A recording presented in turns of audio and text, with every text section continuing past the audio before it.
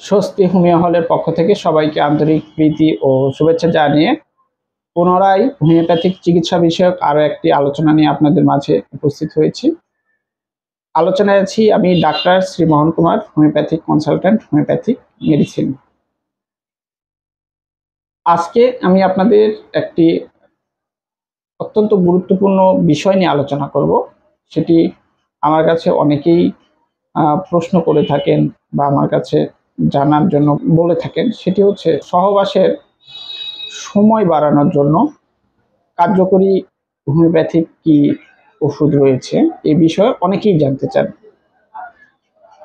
আসলে সহবাসের সময় সবাই বাড়াইতে চায়, যার যতটুকু রয়েছে। অনেকে আরো বৃদ্ধি করতে চায় বা আরো সহবাসের সময় কিভাবে বাড়ানো যায় এই বিষয়টি নিয়ে চিন্তা ভাবনা বা কল্পনা করতেই থাকে। অ্যাকচুয়ালি সহবাসের সময় বাড়ানোর জন্য আপনাকে সচেতন হতে হবে।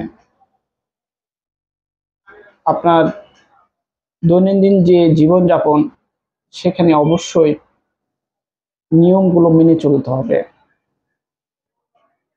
আপনি নিজের যত্ন যতটা বেশি নিতে পারবেন, আপনার সহবাসের সময় ততটাই বৃদ্ধি হবে, এটাই সঠিক কথা। এখন আপনি যদি নিয়মিত জীবনযাপন না করেন, ধরুন আপনি দীর্ঘ সময় ধরে অতিরিক্ত রাত জাগছেন, রাতের পর রাত, মাসের পর মাস, বছরের পর বছর আপনি অপ্রয়োজনে কোনো প্রয়োজনে রাত্রি জাগরণ করতেই আছেন, তাহলে তো আপনার সমস্যা হবেই। আবার অনেকের ক্ষেত্রে দেখা যায় যে দীর্ঘ সময় ধরে কম্পিউটারে অপ্রয়োজনে বসে থাকে, রাত জাগে, অপ্রয়োজনে কম্পিউটার ব্যবহার করছে, কোনো প্রয়োজন নেই। প্রয়োজন ছাড়া অনেকে অভ্যাসের বশীভূত হয়ে এগুলো করে থাকে। অনেকে দেখা যায় যে সময় মতো খাবার দাবার গ্রহণ করছে না। সময় মতো খাবার দাবার গ্রহণ না করলে আপনার স্বাভাবিকভাবেই শরীরের যে সক্ষমতা সেটি কমে যাবে।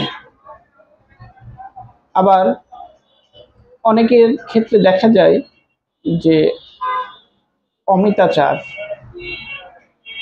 অতি যৌনাচার করে থাকে, অর্থাৎ সহবাসে যে বিষয় সেটি খুব বেশি করে থাকে। যখনই আপনি সহবাস খুব বেশি করে থাকবেন, ঘন ঘন করে থাকবেন, তখন কিন্তু আপনার কিছুদিন পর হতেই শরীরে যে দুর্বলতার যে বিষয় সেটি চলে আসবে। এই বিষয়গুলো আপনাকে মেনে চলতে হবে। অতিরিক্ত সহবাস করা যাবে না, অতিরিক্ত হস্তমৈথুন করা যাবে না, অনিয়মিত জীবনযাপন করা যাবে না, আপনাকে অতিরিক্ত রাত্রি জাগরণ করা যাবে না। এই বিষয়গুলো অবশ্যই মেনে চলতে হবে। এরপরেও খাবারের যে বিষয়টি থাকে, আপনাকে পুষ্টিকর খাবার খেতে হবে। যে খাবারগুলো খাচ্ছেন সেই খাবারগুলো পুষ্টিকর কিনা বা স্বাস্থ্যসম্মত কিনা সেগুলো দেখতে হবে। অনেকেই অতিরিক্ত ঝাল, মশলা, তেল, চর্বিযুক্ত খাবারগুলো বেশি পছন্দ করে থাকেন এবং অনেকেই খেয়ে থাকেন। আপনি যখনই অতিরিক্ত ঝাল, মশলা, তেল, চর্বিযুক্ত খাবার খাবেন, ভাজি ভর্তা বেশি খাবেন, তখনই কিন্তু আপনার শরীরে একটা বিরূপ প্রতিক্রিয়া দেখা যাবে। আপনার খাবার সঠিকভাবে হজম হবে না, কোষ্ঠকাঠিন্যের সমস্যা দেখা যাবে। কোষ্ঠকাঠিন্য হলে কিন্তু আপনার শুক্রক্ষরণ হওয়ার সম্ভাবনা খুব বেশি থাকে। এই বিষয়গুলো আপনাকে লক্ষ্য রাখতে হবে যে সঠিক খাবারগুলো আপনি খাচ্ছেন কিনা। যতটা পারবেন পুষ্টিকর খাবার খাবেন। এই বিষয়গুলো মেনে চলার পরেও যদি কারো সহবাসের সময় কমে যায়, সেক্ষেত্রে অবশ্যই চিকিৎসার প্রয়োজন রয়েছে।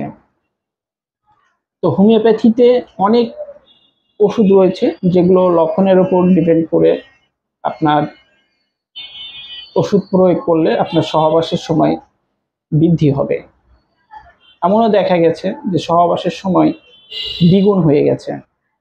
লক্ষণ অনুযায়ী হোমিওপ্যাথিক ওষুধ ব্যবহার করে সহবাসের সময় দ্বিগুণের চাইতে বেশি হয়ে গেছে।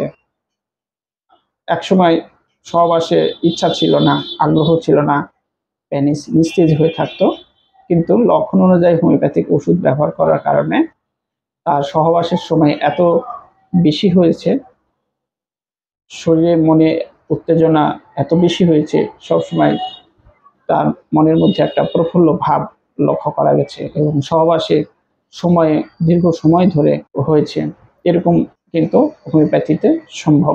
তবে আমি বলবো যে হোমিওপ্যাথিতে আপনাকে সমস্যাগুলো বলতে হবে, বললে কি কি ওষুধ লাগবে একজন রেজিস্ট্রেশন প্রাপ্ত হোমিওপ্যাথিক চিকিৎসক সেগুলো আপনাকে পরামর্শ দিবে বা সরবরাহ করতে পারবে। তো আজকে আমি কয়েকটি মাদার টিংচার সম্পর্কে আলোচনা করব যেগুলো সহবাসের সময় বৃদ্ধি করতে অত্যন্ত কার্যকরী ভূমিকা পালন করে থাকে। তার মধ্যে প্রথমে যেটি বলবো সেটি হচ্ছে ডামিয়ানা। ডামিয়ানা এই ডামিয়ানা হোমিওপ্যাথিক মাদার টিংচারটি যাদের স্নায়বিক দুর্বলতা, সহবাসের সময় একেবারে কমে গেছে বিভিন্ন কারণে, অতিরিক্ত যৌন মিলন করার কারণে, অতিরিক্ত স্বপ্নদোষ হওয়ার কারণে, অতিরিক্ত হস্তমৈথুন করার কারণে, তাদের ক্ষেত্রে কিন্তু এটি খুবই ভালো কাজ করে থাকে। দ্বিতীয় যে মেডিসিনটির কথা বলবো ওহিম্বিনাম। যাদের মন থেকে যৌন মিলনের আকাঙ্ক্ষা বা ইচ্ছা শক্তি একেবারে হারিয়ে গেছে বা কমে গেছে, তাদের ক্ষেত্রে এই ওহিম্বিনাম হোমিওপ্যাথিক মাদার টিংচারটি ব্যবহার করলে খুবই ভালো ফলাফল দ্রুত সময়ের মধ্যে পাওয়া সম্ভব। আরেকটি হোমিওপ্যাথিক মাদার টিংচার সেটি হচ্ছে অ্যাভেনা স্যাটাইভা।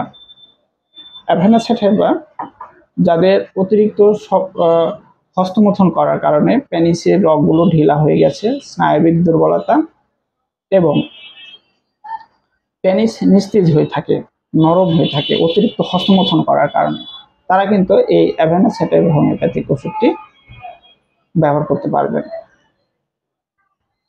অ্যাগনাস কাস্ট, অতিরিক্ত হস্তমৈথুন করার কারণে যাদের অল্প বয়সে বার্ধক্যের মতো অবস্থা হয়ে গেছে, অতিরিক্ত যৌন মিলন করার কারণে যাদের যৌন দুর্বলতা হয়ে গেছে, সহবাসের সময় একেবারেই পাচ্ছেন না, সহবাসের ইচ্ছা আছে কিন্তু উপায় হচ্ছে না, পেনিস কোনোভাবেই সহবাসের জন্য প্রস্তুত হচ্ছে না, তাদের জন্য এই অ্যাগনাস কাস্ট হোমিওপ্যাথিক মাদার টিংচারটি ভালো কাজ করে থাকে। ট্রিবুলাস টেরিস্টিস, যাদের শরীর থেকে অতিরিক্ত শুক্রক্ষরণ হয়ে যায় এবং এই অতিরিক্ত শুক্রক্ষরণ হওয়ার কারণে স্বাস্থ্য হানির পাশাপাশি যাদের সহবাসের সময় কমে যায়, তাদের ক্ষেত্রে কিন্তু এই ট্রিবুলাস টেরিস্টিস হোমিওপ্যাথিক মাদার টিংচারটি খুবই ভালো কাজ করে থাকে। আরেকটি ওষুধ সেটি হচ্ছে টেস্টিস সিকাটি, একটি ট্যাবলেট।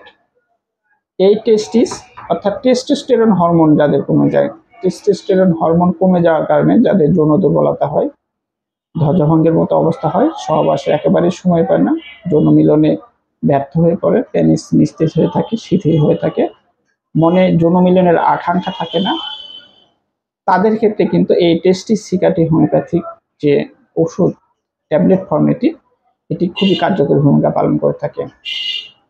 তো এই ওষুধগুলো যদি লক্ষণ অনুযায়ী রোগীকে প্রয়োগ করা যায়, এর পাশাপাশি হোমিওপ্যাথিক যে পোটেন্সি বা পাওয়ার মেডিসিন রয়েছে সেগুলো থেকে লক্ষণ অনুযায়ী যদি রোগীকে ওষুধ ব্যবহার করা যায়, সেক্ষেত্রে কিন্তু সহবাসের সময় দীর্ঘায়িত হবে বলে আশা করা যায়। অর্থাৎ অবশ্যই এই ওষুধগুলো ব্যবহারের আগে একজন রেজিস্ট্রেশনপ্রাপ্ত হোমিওপ্যাথিক চিকিৎসকের পরামর্শ নিয়ে ওষুধগুলো সেবন করতে হবে। তো বন্ধুরা, আজকের এই আলোচনা এতটুকুই ছিল। পরবর্তীতে আর কোনো গুরুত্বপূর্ণ আলোচনা নিয়ে আপনাদের মাঝে আবারও উপস্থিত হব।